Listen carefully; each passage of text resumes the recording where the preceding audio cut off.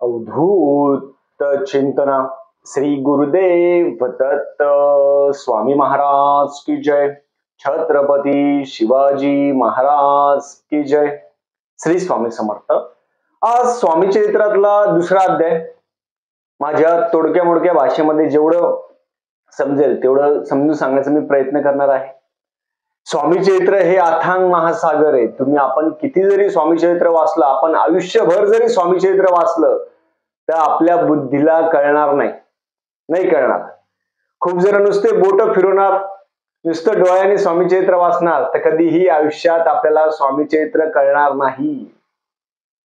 तर दुसऱ्या अध्यायामध्ये कामना धरून जे भजती, म्हणजे जे कामना करून महाराजांची सेवा करणार, संकल्प करून, म्हणजे हे पाहिजे ते पाहिजे, मुलगा होऊ दे, लग्न होऊ दे, जॉब लागू दे, कामना धरून जे भजती त्यांना महाराज कैवल्य म्हणजे महाराज त्यांना देतात। पण जे निष्काम महाराजांची सेवा करतात तर महाराज त्यांना भरभरून देतात। कधीही लक्षात ठेवा, कामना धरून जे भजती त्यांचे मनोरथ पूर्ण होता, पण जे निष्काम महाराजांची सेवा करतात त्यांना कैवल्य प्राप्त होतं। म्हणजे काय? दुसऱ्या अध्यायामध्ये पहिलीच लाईन आहे, याचा अर्थ काय? म्हणजे आपण महाराजांची जेव्हा सेवा करतो, आपली तर अवकात पण नाही, आपलं काहीच नाही, आपलं पूर्वपुण्य होते गाठी म्हणून घडली स्वामीराजी भेटी। महाराजांचं श्री स्वामी समर्थ हे नाव घेण्यासाठी पण आपल्याला पूर्वपुण्य असणं महत्वाचं आहे। आपण ह्या जन्मात एवढे पाप करून ठेवले, खूप पाप केले असेल, काही केलं असेल, तरी पण महाराजांच्या चरणाजवळ जाण्याची बुद्धी आपल्याला होणं ते पण खूप मोठी गोष्ट आहे बघा। सोपी गोष्ट नाही। आपण प्रायश्चित्त घेतो बघा, कोणतेही पूजा करत असेल, होम हवन करत असेल, ब्राह्मण आपल्याकडून प्रायश्चित्त करून घेता की तुम्ही असे पाप केलेले तरी पण तुम्ही ह्या यागाला बसले, किंवा असे तुम्ही पुण्य केले तरी पण तुम्ही या यागाला बसला, या पूजेला बसला। तसंच आपण जेव्हा महाराजांची सेवा करतो तर कधीही लक्ष असू द्या की आपण कामापुरतं सेवा करायची नाही। असे मी खूप जण बघितले, त्यांनी कामापुरती सेवा केली आणि महाराजांपासून ते लांब झाले। काही मूळ संतान प्राप्तीसाठी, कोणी लग्नासाठी, कोणी याच्यासाठी, कोणी त्याच्यासाठी, जॉब लागण्यासाठी, आणि त्यांचे काम झाल्यानंतर तोपर्यंत खूप सेवा करायची, खूप मनापासून, पण एकदा त्यांचं काम झालं की ते महाराजांपासून लांब जातात। महाराज पण तसेच आहे। कसं आहे, महाराजांजवळ कधीही आपण गेलात, केंद्रामध्ये, मठामध्ये, मंदिरामध्ये, कुठेही आपण गेलात, महाराजांना कधीही म्हणायचं की महाराज आम्हाला तुमच्यापासून कधीही दूर लोटण्याची बुद्धी आम्हाला येऊ देऊ नका। आमचं काम हो, आमचं काम नाही हो, सम राहायला पाहिजे। कधी पण चोळप्पा बाळप्पा महाराजांसारखं मान अपमान, राग, लोभ हे सगळं दूर करायचं। आपलं काम हो, आपलं काम नाही हो, तरी पण महाराजांचे चरण सोडायचे नाही। मग तुम्ही म्हणणार रोज मंदिरात जायचं की दादा आम्हाला रोज वेळ नाही भेटत, तुम्ही रोज नका जाऊ, हे आवश्यकता नाही। रोज जा नका जाऊ, पण रोज नामस्मरण असेल, रोज महाराजांची आठवण असेल, तर आपण ती कंटिन्यू काढली पाहिजे। मग दुसऱ्या अध्यायामध्ये जेव्हा गाणगापूरमध्ये नरसिंह सरस्वती स्वामी महाराज त्यांचं कार्य झालं, मग त्यांचं कार्य तिथं समाप्ती झाली, ते कर्दळी वनात गेले। मग पुढे महाराजांचं कार्य, मग महाराजांना मालोजी राजाचे तिथं महाराज एकदा बसले होते। मग एकदा कोलकात्याचा एक सरदार आला होता, तो महाराजांना म्हटला, महाराज तुम्ही कुठून आले म्हणे, तुमचं नाव काय? ते म्हणे माझं नाव नरसिंह भान। तुम्ही कुठून आलात? मग त्यांनी सांगितलं की आम्ही सगळ्यात पहिले मोहोळ असेल, कोलकाता शहर असेल, सिंगापूर असेल, सोलापूर असेल, मंगळवेढा असेल, गंगा, काशी, मथुरा, प्रयागराज, सगळ्या ठिकाणी महाराज फिरून सोलापूरमध्ये, मंगळवेढा, आणि जेव्हा त्यांनी अक्कलकोट मध्ये प्रवेश केला तेव्हा लोक त्यांना वेडा बुवा म्हणायचे, कारण की महाराज एका ठिकाणी थांबत नव्हते। महाराज जास्त करून अरण्यात थांबायचे। महाराज फक्त लंगोटी घालायचे, दुसरं काहीच घालत नव्हते। लंगोटी घालायची. सगळे लोक त्यांना वेडाबुवा म्हणायचे, कारण की लोकांना माहितच नाही ना हे महाराज आहे म्हणून. हे दत्त दिगंबर, दत्त अवधूत, अवधूत चिंतन श्री गुरुदेव दत्त, प्रत्यक्ष दत्त महाराज श्री स्वामी समर्थ महाराज, हे लोकांना माहित नव्हतं. महाराज कुठेही थांबायचे, कुठेही भिक्षा घ्यायचे, कुठेही जेवायचे, एका ठिकाणी थांबत नव्हते. आणि अक्कलकोटमध्ये महाराजांची एवढी प्रचिती नव्हती. अक्कलकोटमध्ये महाराज लोक त्यांना नावं ठेवायचे, लोक हे करायचे. पण जसं जसं महाराजांबद्दल लोकांना समजू लागलं तसं तसं महाराजांची तिथे गर्दी होऊ लागली.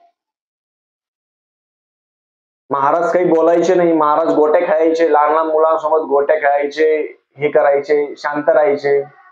महाराज शिवहर शंकर नमामि शंकर शिवशंकर शंभो, हे गिरिजापती भवानी शंकर शिवशंकर शंभो, या अखंड नामस्मरण करायचे. महाराज कोणाशी काहीही बोलत नव्हते, काहीही कोणाशी बोलत नव्हते. महाराज आपापल्या याच्यात असे, आणि जास्त करून अरण्यात ह्या ठिकाणीच राहायचे, लोकांमध्ये जास्त राहत नव्हते. मग आपण जेव्हा महाराजांची सेवा करतो तर निष्काम भक्तीला खूप महत्व आहे.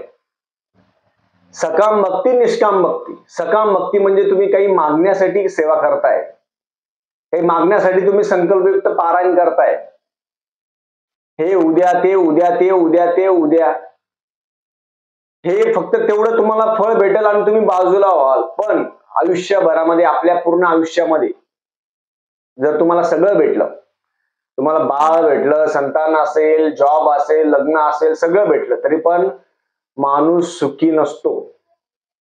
लक्षात ठेवा. आपला समाधान पाहिजे. महाराजांना मागायचं मला समाधान, शांती, रात्री चांगली झोप लागली पाहिजे. असे खूप जण आहे, त्यांच्याकडे सगळं आहे, पैसा आहे, प्रॉपर्टी आहे, सगळं सगळं आहे, पण त्यांना रात्रीची झोप लागत नाही. मन शांती पाहिजे. महाराजांना तेव्हा म्हणायचे, महाराज आमच्याकडून सेवा करून घ्या, आम्हाला माझं मन सेवेमध्ये गुंतवा आणि तुमच्या चरणापासून आम्हाला दूर जाऊन देऊ नका. आणि जे व्यक्ती महाराजांची सेवा करता, नामस्मरण असेल, साफसफाई असेल, काही असेल, तुम्ही ज्या गोष्टी करणार, महाराज तुम्हाला एवढा आशीर्वाद देता की तुमचे गणना गुरुच्या समान होत असते, एवढं करता महाराज. म्हणून ह्या दुसऱ्या अध्यायामध्ये आपल्याला एकच एवढं शिकायचं आहे, दुसऱ्या अध्यायामधून, की निष्काम भक्तीला महत्व आहे. महाराज कधीही निष्काम भक्तीला महत्व द्यायचे, सकाम नाही. कामापुरते लोक तर तुम्हाला खूप भेटेल, हजारो लोक भेटेल कामापुरते, पण जे निष्काम करता, जे म्हणतात नाही आम्हाला कशाची आवश्यकता नाही, आणि ह्या पातळीवर जाण्यासाठी आपल्याला खूप मोठा संघर्ष असेल, खूप मोठं परमार्थक असेल, खूप नामस्मरण, गुरुचरित्र पारायण, नवनाथ पारायण, भागवत पारायण, ही सगळी सेवा आपण केल्यानंतर त्या लेवलला आपण जातो. त्या लेवलला जायला पाहिजे. मान अपमान, खूप जण कसे करतात, मान अपमान मध्ये गुंततात, की मला मोठं म्हणलं पाहिजे, मी याचा एवढा मालक, मी त्याचा तेवढा मालक, मी या मठाचा मालक, मी केंद्राचा मालक.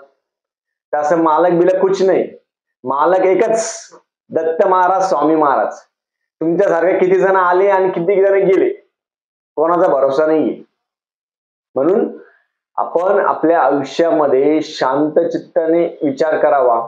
तुम्हाला कितीही पैसा भेटला तरी तुम्हाला जर समाधान नसलं, त्या पैशाला काही व्हॅल्यू नाही. समाधान, शांती हे आपल्याला नामस्मरण, सेवा केल्यानंतरच आपल्याला प्राप्त होते. हे एक आपण जे म्हणतो ना, हे घर असेल, गाडी असेल, हे सगळं आपलं फक्त गरजेपुरतं आहे, लाईफ टाईम नाही.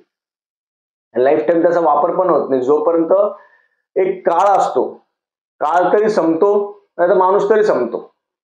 म्हणून प्रत्येकाची जी स्थिती, आता तुमची स्थिती, तुम्ही जर गरीब असाल, सेवा केली, मनापासून केली, तुम्हाला मन शांती भेटेल. जे गरजेपुरतं महाराज देत असतात प्रत्येकाला, लक्षात ठेवा. अति पण लोभ करू नये. जेवढं आहे तेवढं घ्यायचं, शांत राहायचं आणि महाराजांची सेवा अखंड सुरू ठेवायची. असे खूप जण मी बघितलेले आहे, त्यांचं वय 80-80 वर्ष आहे, 90-90 वर्ष आहे. एक गृहस्थ मला अक्कलकोटमध्ये तिथे असलं तर 100 वर्षाचा गृहस्थ आहे, अजून ठणठणीत आहे. तो म्हणतो दादा प्रत्येक पौर्णिमेला ते अक्कलकोटला जाता. असेच तिथे बसलेले होते, मी बसलो बाजूला, म्हटलं काका तुम्ही प्रत्येक, हा, आणि प्रत्येक पौर्णिमेला पुण्याहून येतात ते, प्रत्येक पौर्णिमेला अक्कलकोटमध्ये येतात ते. मी म्हटलं काका तुमचं वय, ते म्हणे 100 पार. म्हटलं किती वर्षापासून सेवा करताय? ते म्हणे वयाच्या 9व्या-10व्या वर्षापासून. विचार करा. ते म्हणे अक्कलकोट पहिले काहीच नव्हतं, काहीच नाही. महाराजांचं एक छोटं मंदिर, वटवृक्ष मोठा, बस टांग्याने यायचे ते, टांग्याने. आणि आता पण येत आहेत. विचार करा, 100 पार दिसतं त्यांना सगळं. स्वामी चरित्र मुखपाठ, नामस्मरण अखंड.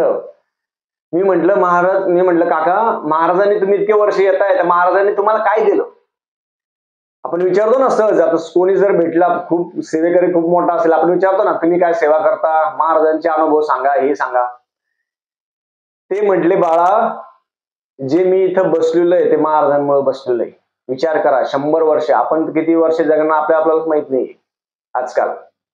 पण ते म्हटले की हे जीवन 100 वर्षापर्यंत ठणठणीत महाराजांनी मला ठेवलेले आहे. विचार करा तुम्ही.